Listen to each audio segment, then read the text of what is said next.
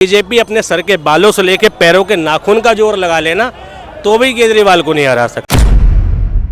अरविंद केजरीवाल 70 वर्ष से 70 में से 70 जीतेगा और पूरी तरीके से वो सड़क पे चौराहे पे खड़े होकर कहता है कि मैंने काम किया है तो मुझे वोट देना और मैं दोषी हूं तो मुझे वोट मत देना। उसने ये कहा है। नरेंद्र मोदी जी के अंदर है इतनी ताकत जो चौराहे पे खड़े होकर कह सकें कि मैंने काम किया है दिल्ली वालों तो मुझे वोट देना। इसमें क्या माहौल रहेगा? जिस तरह से केजरीवाल ने बता रहे कि ये पॉलिटिक्स है, इस तरह से हटना और पार्टी को मैं बता रहा हूँ बीजेपी अपने सर के बालों से लेके पैरों के नाखून का जोर लगा लेना तो भी केजरीवाल को नहीं हरा सकती। दिल्ली जो है माइग्रेंट लोगों की है जो दूसरे राज्यों से आए हैं यहाँ अपना जीवन सुधारने। इनके दिमाग में धर्म नहीं चलता, रोटी कपड़ा शिक्षा स्वास्थ्य रोजगार चलता है। यही लोग जब अपने प्रदेश में पहुंच जाते हैं तब धर्म का खून दौड़ता है, वो अलग बात है। दिल्ली के अंदर अरविंद केजरीवाल अपना ही रिकॉर्ड तोड़ने जा रहे हैं। 3 बार का रिकॉर्ड अपना ही तोड़ करके पहले 28 सीटें जीती, उसके बाद 67 सीटें जीती, उसके बाद 62 सीटें जीती। अब के 70 में से 70 सीटें जीत करके इतिहास अपना ही रिकॉर्ड तोड़ करके बम्पर तो बोल रहे हैं कि इस बार पत्ता साफ है। विपक्ष में कौन है? बीजेपी वो पार्टी कह रही है नरेंद्र मोदी जी केजरीवाल के सामने है कौन, ये बताओ। दिल्ली के अंदर में बीजेपी के पास केजरीवाल के सामने कौन लड़ेगा? एक नाम बता दे भारतीय जनता पार्टी और मुद्दे बता दे।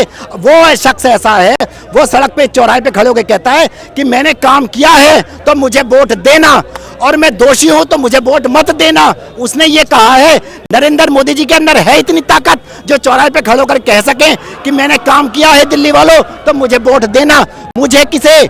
नरेंद्र मोदी को नहीं, नरेंद्र मोदी प्रधानमंत्री है। दिल्ली का चीफ मिनिस्टर किसे बनाओगे आप अगर आप आते हो तो? बोल रहे हैं कि मनोज तिवारी ने भी बयान दिया ये कि आतिशी को बनाना पॉलिटिक्स है और पॉलिटिक्स के लिए केजरीवाल इस तरह से कर रहे हैं, गिर रहे हैं जनता के सामने। ऐसा है, हम जनता के सामने तो गिर रहे हैं।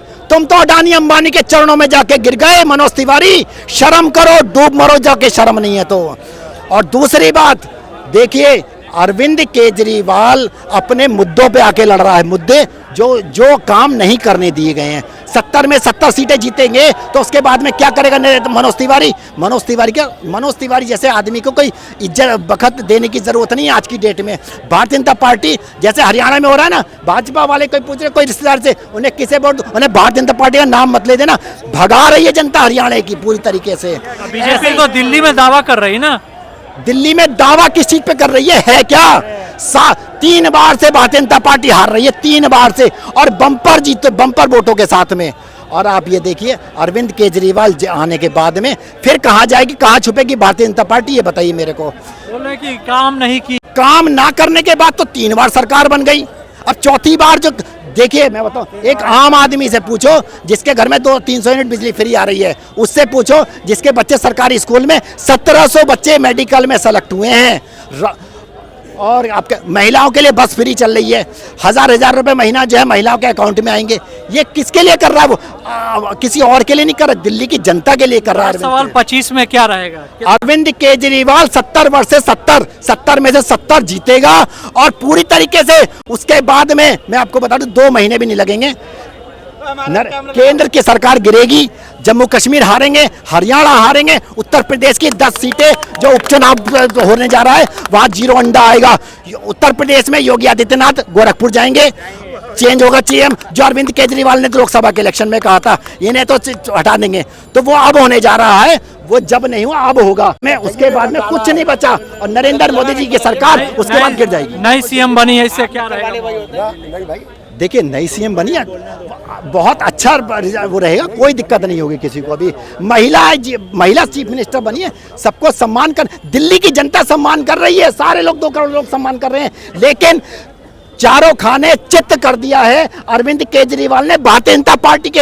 ये इस समय आज की डेट में मुद्दा विहीन पार्टी हो गई है क्योंकि इनके पास में कोई मुद्दा बचा ही नहीं है। अरविंद केजरीवाल को टारगेट करने का कोई मुद्दा ही नहीं बचा इनके पास। पहले कहते थे कि रिजाइन नहीं देते, अब रिजाइन दे दिया तो महिला को क्यों बना दिया, खुद जेल में रहने के बाद क्यों नहीं किया। ये सारी चीजें बेकार की हैं। उसने कहा था अरविंद केजरीवाल ने कि मैं राजनीति करने नहीं, राजनीति बदलने आया हूं। उसने दिशा और दशा दोनों बदल दी है।